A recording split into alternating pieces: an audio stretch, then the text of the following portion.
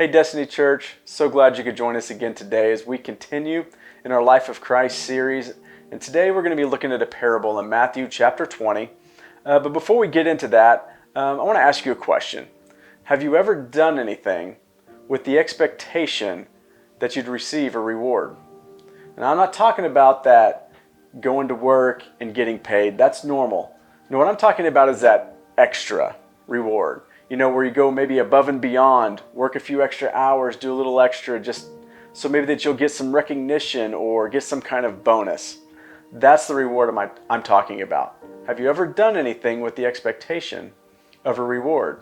Well, that's the very thing that Jesus wants to address in this parable. And so in Matthew chapter 20, we're going to be looking at verses 1 through 16.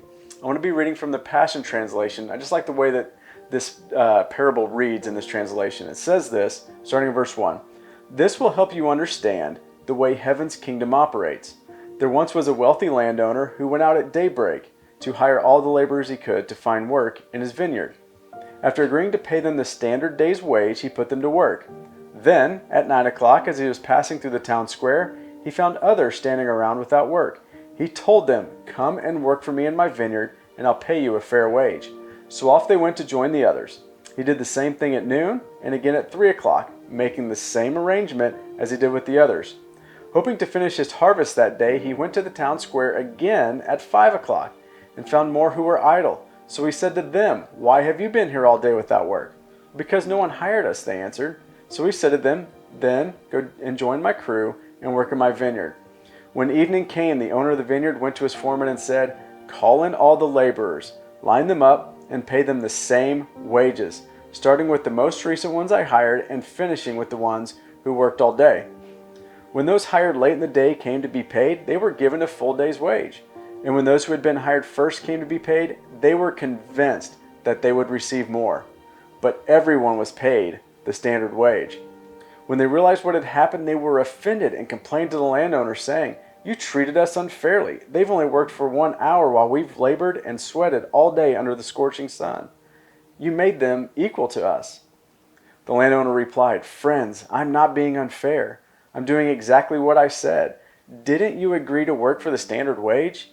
If I want to give those who only worked for an hour equal pay, what does that matter to you? Don't I have the right to do what I want with what is mine? Why should my generosity make you jealous of them?" Now you can understand what I meant when I said that the first will end up last and the last will end up being first.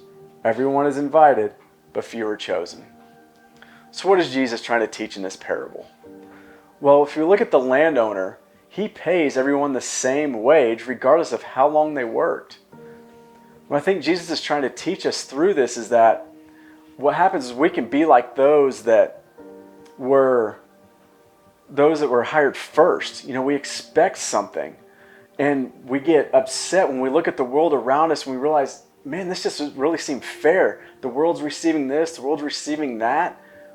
Why are we not getting any more? Why are we getting maybe just the same? And what Jesus is trying to teach here is this. It's not the reward you should be seeking. It's me. See, I've given you everything I've ever promised. I've given you salvation.